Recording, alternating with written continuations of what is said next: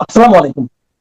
প্রিয় দর্শক, অন্যমঞ্চের আমাদের আজকের আলোচনায় অতিথি হিসেবে আছেন সুপ্রিয় দর্শক, সাজ্জাদ কাদিরের শুভেচ্ছা নেন। এই মুহূর্তে আপনাদের সামনে কথা বলতে এসেছি জামাতকে ডেপুটি স্পিকারের পদ। বাংলাদেশের রাজনীতিতে এক অভাবনীয় মোড়, থমথমে পরিস্থিতি নাকি নতুন এক সমঝোতার রাজনীতি? 13তম জাতীয় সংসদ কি দেখতে যাচ্ছে এক ঐতিহাসিক মুহূর্ত? আজ সচিবালয়ে স্বরাষ্ট্রমন্ত্রী সালাউদ্দিন আহমেদের যে বার্তা, সেই বার্তা আবারও নতুন করে আলোচনা হচ্ছে। এটি যদিও আগের আলোচনা ছিল, তথাকথিত জুলাই সনদের আলোচনা, যে ডেপুটি স্পিকার পদটি বিরোধী দলকে দেওয়া হবে। এখানে একটা কথা বলে নেওয়া ভালো, আপনি যতই বলুন না কেন, যুদ্ধাপরাধী জামায়াতে ইসলামী, যে দলটি বাংলাদেশের স্বাধীনতা মানেনি বা স্বাধীনতা যুদ্ধের বিরোধী ছিল, আপনি তাকে যতই দূরে সরিয়ে রাখুন না কেন, আজকের ক্ষমতাসীন বিএনপি তাদের আজকের এই উত্থানের বলা যায় প্রধান কারিগর। তাদের রাজনীতির সুযোগ দিয়েছে জিয়াউর রহমান, তাদের গাড়িতে পতাকা উঠিয়েছে 2001-06 বিএনপি সরকার, সেই সময়ের প্রধানমন্ত্রী বেগম খালেদা জিয়া। আজকে তাদেরই পুত্র জিয়াউর রহমান এবং খালেদা জিয়ার পুত্র তারেক রহমান, বাংলাদেশের মানুষ যতই সেন্টিমেন্টালি বলুক না কেন, জামাতকে দূরে রাখতে হবে, জামাতকে ভোট দেওয়া যাবে না, জামাতকে বাইরে রাখতে হবে, জামাতের পুনর্বাসন কেন্দ্র আসলে আলটিমেটলি বিএনপি। তথাকথিত জুলাই সনদ, সেই সনদে কি আছে যে ডেপুটি স্পিকার পদ বিরোধী দলকে দিতে হবে। এখন জুলাই সনদের দোহায় দিয়ে অনেক কিছুই হচ্ছে। যেমন এই স্বরাষ্ট্রমন্ত্রী গতকালকে পুলিশ হত্যার তদন্ত নিয়ে একটি মন্তব্য করেছেন যে পুলিশ হত্যার তদন্ত হবে না, অর্থাৎ পুলিশ হত্যা করে পার পাওয়া যাবে, এমন একটা স্বীকৃতি দিয়েছেন স্বরাষ্ট্রমন্ত্রী। এইসব স্বীকৃতি দিয়ে স্বরাষ্ট্রমন্ত্রী হিসেবে কতক্ষণ থাকবেন, পুলিশ কতক্ষণ রাখবে, কিংবা বাংলাদেশের মুক্তিগামী জনগণ কতক্ষণ রাখবে, সেটি আমরা নিশ্চয়ই দেখবার বিষয়। তারেক রহমানের নেতৃত্বাধীন বর্তমান সরকার কি তবে ক্ষমতার ভাগাভাগির পথে হাঁটছে, নাকি জুলাই জাতীয় সনদ বাস্তবায়নে বিএনপি সরকার দেখাচ্ছে চূড়ান্ত আন্তরিকতা? প্রধান বিরোধী দল জামায়াতে ইসলামীকে ডেপুটি স্পিকারের পদ দেওয়ার এই প্রস্তাবের নেপথ্যে আসলে কি চলছে? সোমবার সচিবালয়ে এক অত্যন্ত গুরুত্বপূর্ণ বৈঠক অনুষ্ঠিত হয়। মন্ত্রিপরিষদ বিভাগে প্রধানমন্ত্রী তারেক রহমানের সঙ্গে দীর্ঘক্ষণ বৈঠক করেন স্বরাষ্ট্রমন্ত্রী সালাউদ্দিন আহমেদ। বৈঠক শেষে বেরিয়ে আসার সময় সাংবাদিকদের প্রশ্নের জবাবে তিনি যা বলেছেন তা কোনোভাবে ছোট করে দেখার সুযোগ নেই। স্বরাষ্ট্রমন্ত্রী স্পষ্ট করে বলেছেন, ডেপুটি স্পিকারের পদটি বিরোধী দলকে দেওয়ার প্রস্তাব দেওয়া হয়েছে। এখানে একটি বিষয় লক্ষ্য করুন, সাধারণত সংসদীয় গণতন্ত্রে স্পিকার এবং ডেপুটি স্পিকার উভয় পদে সরকারি দল নিজেদের কাছে রাখে, কিন্তু বর্তমান সরকার এই প্রথা ভেঙে বিরোধী দলকে গুরুত্বপূর্ণ এই সাংবিধানিক পদটি দিতে চাইছে। এখন প্রশ্ন উঠতে পারে, কেন এই সিদ্ধান্ত? স্বরাষ্ট্রমন্ত্রী তার বক্তব্যে এর কারণও পরিষ্কার করেছেন। তিনি বলেছেন, জুলাই জাতীয় সনদের সমঝোতার প্রতি সম্মান জানিয়ে সংসদে ডেপুটি স্পিকার পদে বিরোধী দল থেকে নিয়োগ দেওয়া হবে। দর্শক, আপনারা জুলাই জাতীয় সনদ সম্পর্কে জানেন, সেটি নিয়ে আর বিস্তারিত কথা বলবার কিছু নেই। স্বরাষ্ট্রমন্ত্রীর এই বক্তব্য প্রমাণ করে যে বিএনপি সরকার তারা তাদের প্রতিশ্রুতি রাখতে চাইছে। তারা শুধু মুখে নয়, কাজে বিরোধী দলকে মূলধারার রাজনীতিতে সম্পৃক্ত করতে চায়। এই ডেপুটি স্পিকার পদের জন্য কাকে প্রস্তাব দেওয়া হয়েছে? স্বরাষ্ট্রমন্ত্রী সালাউদ্দিন আহমেদ জানিয়েছেন, এই জন্য প্রধান বিরোধী দল বাংলাদেশ জামায়াতে ইসলামীকে নাম ঠিক করতে বলা হয়েছে। হ্যাঁ, ঠিকই শুনেছেন, বর্তমান সংসদে প্রধান বিরোধী দল হিসেবে ভূমিকা পালন করছে বাংলাদেশ জামায়াতে ইসলামী, তাদের সাথে জোটে রয়েছে এনসিপিও। স্বরাষ্ট্রমন্ত্রী আরো খোলাসা করে বলেছেন, বিএনপির পক্ষ থেকে প্রধান বিরোধী দলকে মৌখিকভাবে ও সাক্ষাতে অফার করেছি, তারা যেন ডেপুটি স্পিকার ঠিক করে। আপনি এটিকে শুধু একটি পদের অফার হিসেবে দেখবেন? এটি শুধু আসলে একটি পদের অফার নয়, বরং ক্ষমতার ভারসাম্য রক্ষার একটি বড় পদক্ষেপ। বিএনপি, জামাত এবং এনসিপি কি তবে একসাথে ক্ষমতার সুফল ভাগাভাগি করতে চাইছে?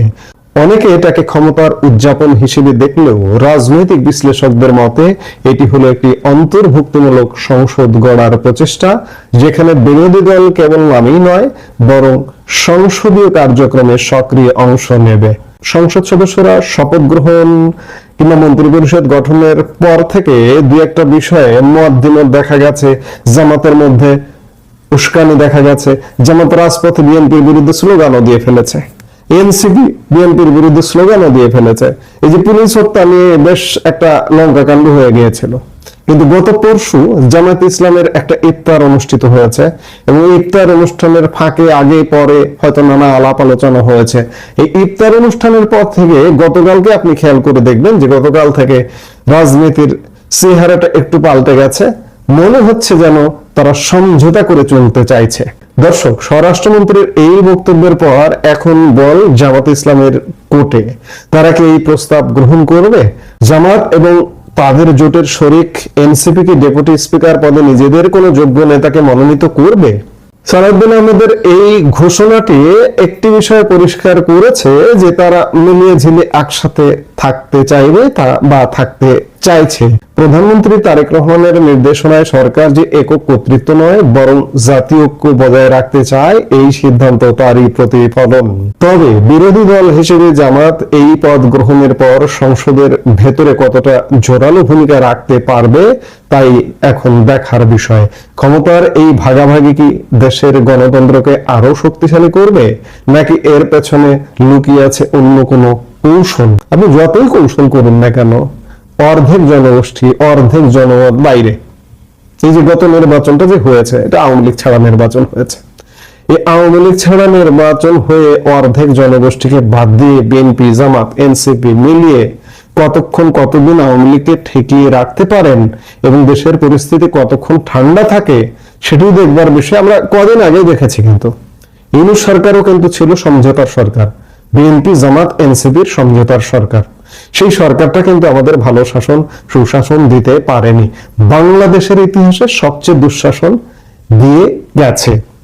এখন বিএনপিও সেই পথে হাঁটছে কিনা, হাঁটবে কিনা, এনসিপি জামাতকে সাথে নিয়ে, সেটি দেখতে আমাদের কিছুদিন, খুব বেশি না 2-1 মাস অপেক্ষা করতে হবে। নিশ্চয়ই আমরা অপেক্ষা করব এবং দেখব যে আসলে কি হচ্ছে। এই মুহূর্তে এ পর্যন্ত। সবাই ভালো থাকুন, সুস্থ থাকুন। আমাদের ভিডিওগুলো নিয়মিত পেতে সাবস্ক্রাইব করুন Sajjad Kadir and the legends YouTube channel এবং লাইক, কমেন্ট, শেয়ার করে সাথে। এই মুহূর্তে আপনাদের সামনে কথা বলতে এসে ইরান যুদ্ধে বিশ্ব মোড়লদের কার অবস্থান কোন দিকে, আমরা এটি একটু বুঝবার চেষ্টা করব এই মুহূর্তের ভিডিওতে। মধ্যপ্রাচ্য পরিস্থিতি আজ এক ভয়াবহ অগ্নিগিরির উপর দাঁড়িয়ে আছে। ইরান, যুক্তরাষ্ট্র এবং ইসরায়েলের মধ্যে চলমান যুদ্ধ আজ 4র্থ দিন গড়িয়েছে। গত 3 দিনের পাল্টাপাল্টি হামলায় উভয় পক্ষের ব্যাপক ক্ষয়ক্ষতি ও হতাহতের খবর পাওয়া যাচ্ছে। তবে সবশেষ পাওয়া তথ্য অনুযায়ী ক্ষয়ক্ষতির পরিমাণ ইরানেরই সবচেয়ে বেশি। ইরান রেড ক্রিসেন্ট সোসাইটি জানিয়েছে, যুদ্ধ শুরুর পর থেকে এ পর্যন্ত দেশটিতে 550-রও বেশি মানুষ প্রাণ হারিয়েছেন। এই সংঘাতের সবচেয়ে বড় মোড় ঘুরেছে গত শনিবার। মার্কিন প্রেসিডেন্ট ডোনাল্ড ট্রাম্প জানিয়েছে, যুক্তরাষ্ট্র ও ইসরায়েলের যৌথ এক বিশেষ অভিযানে ইরানের সর্বোচ্চ নেতা আয়াতুল্লাহ আলী খমেনি নিহত হয়েছেন। শুধু খমেনি নন, ওই হামলায় ইরানের প্রায় 4 ডজন শীর্ষ স্থানীয় নেতা নিহত হয়েছেন বলে দাবি করেছে ওয়াশিংটন। অন্যদিকে মার্কিন সেন্ট্রাল কমান্ড বা সেন্টকম জানিয়েছে, ইরানে এই অভিযান পরিচালনা করতে গিয়ে সোমবার পর্যন্ত যুক্তরাষ্ট্রের 4 জন সেনা সদস্য নিহত হয়েছেন এবং বেশ কয়েকজন গুরুতর আহত হয়েছেন। ইসরায়েল সরকারের তথ্য মতে ইরানের হামলায় তাদের 9 জন নাগরিক নিহত হয়েছেন। খমেনির মৃত্যুর পর ইরানের বর্তমান নেতৃত্ব এবং যুক্তরাষ্ট্রের মধ্যে আলোচনার সম্ভাবনা নিয়ে ধোঁয়াশা তৈরি হয়েছে। যুক্তরাষ্ট্র দাবি করেছে, ইরানের বর্তমান নেতারা তাদের সাথে আলোচনা বসতে আগ্রহী, কিন্তু তেহরান এই দাবি সরাসরি উড়িয়ে দিয়েছে। ইরানের সুপ্রিম ন্যাশনাল সিকিউরিটি কাউন্সিলের সেক্রেটারি আলী লারিজানি স্পষ্ট করে বলেছেন, আমরা যুক্তরাষ্ট্রের সঙ্গে কোনো প্রকার সমঝোতা করব না। এদিকে ইসরায়েলি প্রধানমন্ত্রী বেনিয়ামিন নেতানিয়াহু হুঁশিয়ারি দিয়ে বলেছেন, সামনের দিনগুলোতে তেহরানের ওপর হামলার মাত্রা আরো বাড়ানো হবে। বিশ্লেষকরা মনে করছেন, এই যুদ্ধ সহসায় থামার কোনো লক্ষণ নেই। আন্তর্জাতিক মহলে এই সংঘাত নিয়ে গভীর উদ্বেগ ছড়িয়ে পড়েছে। জাতিসংঘ মহাসচিব অ্যান্টনিও গুতেরেস সতর্ক করে বলেছেন, এই সংঘাত অবিলম্বে থামানো না গেলে বিশ্ব শান্তি ও নিরাপত্তার জন্য বড় ধরনের বিপর্যয় নেমে আসতে পারে। এখন প্রশ্ন হলো, বিশ্ব শক্তির বড় দেশগুলো কে কোন পক্ষে অবস্থান নিয়েছেন। প্রথমে আসা যাক যুক্তরাজ্যের কথায়।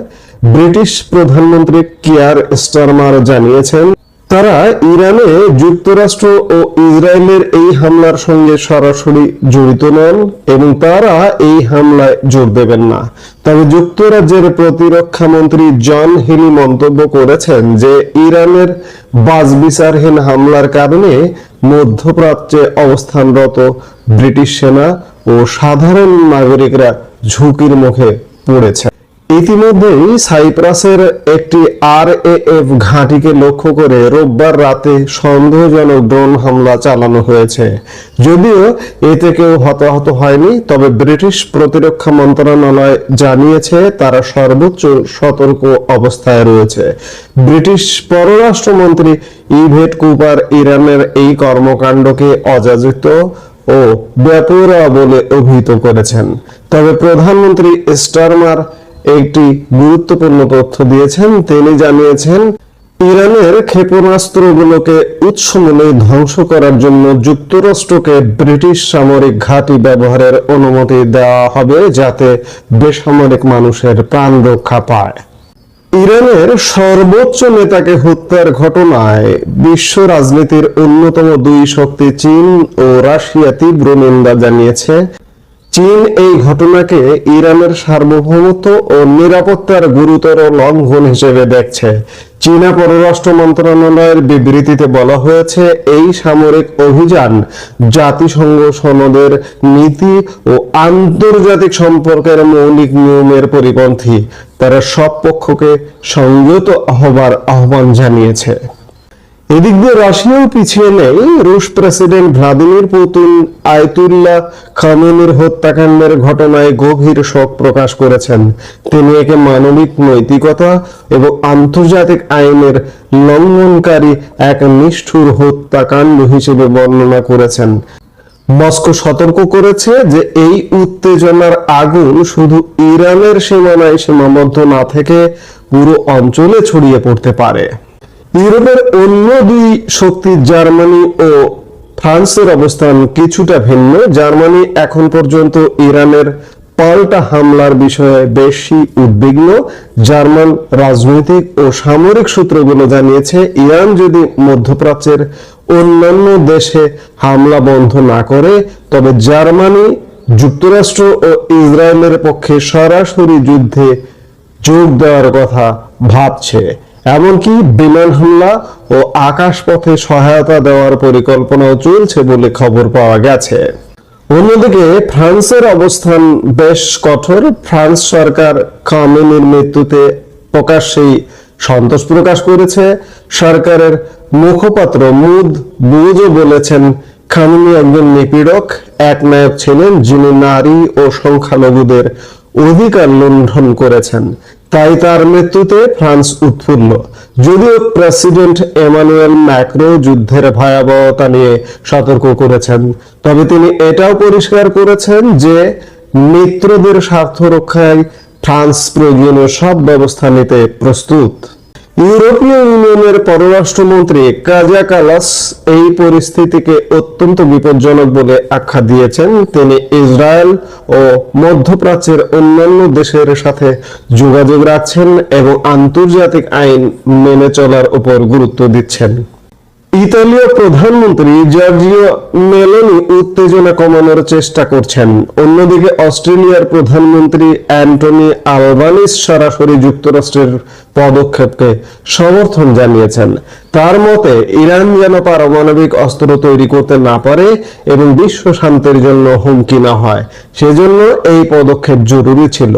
জাতিসংঘের মানবাধিকার প্রধান ফলকার তুর্ক সবাইকে আলোচনার টেবিলে ফিরে আসার অনুরোধ জানিয়েছেন, কারণ যে কোনো যুদ্ধে সাধারণ মানুষকেই সবচেয়ে বেশি মূল্য দিতে হয়।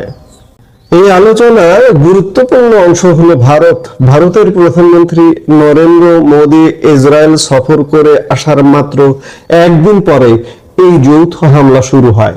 ঐতিহাসিকভাবে ভারত ও ইরানের মধ্যে সুসম্পর্ক থাকলেও বর্তমান পরিস্থিতিতে ভারত অত্যন্ত সতর্ক অবস্থান নিয়েছে। একদিকে ইসরায়েলের সাথে কৌশলগত অংশীদারিত্ব, অন্যদিকে ইরানের সাথে দীর্ঘদিনের অর্থনৈতিক ও জ্বালানি সম্পর্ক, সব মিলিয়ে ভারত সরাসরি কোনো পক্ষ না নিয়ে পরিস্থিতি পর্যবেক্ষণ করছে এবং স্থিতিশীলতার ওপর জোর দিচ্ছে।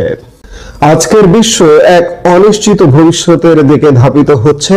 একদিকে যুক্তরাষ্ট্র, ইসরায়েল, ফ্রান্স এবং অস্ট্রেলিয়ার মতো দেশগুলো কঠোর অবস্থান নিয়েছে, অন্যদিকে চীন ও রাশিয়া এর তীব্র বিরোধিতা করছে। এই ক্ষমতার লড়াইয়ে মধ্যপ্রাচ্যের সাধারণ মানুষের ভাগ্য এখন কোন দিকে যাবে তা সময় বলে দেবে। বলা হচ্ছে শুধুমাত্র মধ্যপ্রাচ্যের সাধারণ মানুষ, কিন্তু সত্যিকার অর্থে এই যুদ্ধের আঁচ থেকে কেউ রক্ষা পাবে না। মধ্যপ্রাচ্য, পশ্চিম এশিয়া, দক্ষিণ এশিয়া সবাই এই যুদ্ধের আঁচ পেতে ইতিমধ্যে শুরু করেছে। সবচেয়ে বড় কথা, মধ্যপ্রাচ্য হচ্ছে পৃথিবীর জ্বালানির একটা আধার। সেই জ্বালানির আধার যদি ধ্বংস হয় কিংবা আধার থেকে যদি সরবরাহ চেন বাধাগ্রস্ত হয়, তাহলে কিন্তু সারা পৃথিবীতে এর প্রভাব পড়তে বাধ্য। বাংলাদেশও এর বাইরে নয়। বাংলাদেশ জ্বালানি খাতে সমস্যা হবে। জ্বালানি খাতে সমস্যা হলে উৎপাদন, পরিবহন সব ক্ষেত্রে সমস্যা হবে। রেমিটেন্সে সমস্যা হবে, কারণ বাংলাদেশের বেশিরভাগ বিদেশি বা প্রবাসী শ্রমিক ভাইয়েরা এই মধ্যপ্রাচ্যের দেশগুলোতে বসবাস করে, সেখান থেকে রেমিটেন্স পাঠায়। অর্থাৎ আমরা সারা পৃথিবী একটা দারুণ সমস্যার মধ্যে পড়ে গেছে, এতে কোনো সন্দেহ নাই। বিশ্বের বিভিন্ন শক্তি যে পক্ষে অবস্থান নিক না কেন, সবার উপরে শান্তি প্রতিষ্ঠা হচ্ছে কাম্য। এখন দেখার বিষয় এই যুদ্ধটা কতটা দীর্ঘস্থায়ী হয়। দীর্ঘস্থায়ী হলে বিপদ কিন্তু চারিদিকে। আমাদের মতো এইসব দেশ বিপদ আরো ভয়াবহ। আমাদের জ্বালানি যে আমরা সংরক্ষণ করে রাখবো, আমরা স্টোরেজ করে রাখবো, সেই ক্যাপাসিটি কিন্তু আমাদের নেই। আমাদের এনে ব্যবহার করতে হয়। বড় জোর 15 দিন 1 মাসের জ্বালানি আমাদের রাখার সক্ষমতা আছে, কন্টিনিউ আসতে থাকে। ইতিমধ্যে খবর পাওয়া গেছে ইরান হরমুজ প্রণালী বন্ধ করে দিয়েছে। এই হরমুজ প্রণালী দিয়েই আমাদের জ্বালানিগুলো আসে। আমরাও একটা ভয়াবহ সংকটের মধ্যে পড়তে যাচ্ছি বা পড়ে গেছি ইতিমধ্যে, এতে কোনো সন্দেহ নাই। এখন দেখার বিষয় যে সামনে আরো কি ঘটছে। এই মুহূর্তে এ পর্যন্ত। সবাই ভালো থাকুন, সুস্থ থাকুন। আমাদের ভিডিওগুলো নিয়মিত পেতে সাবস্ক্রাইব করুন Sajjad Kadir and the legends YouTube channel এবং লাইক, কমেন্ট, শেয়ার করে সাথে থাকুন।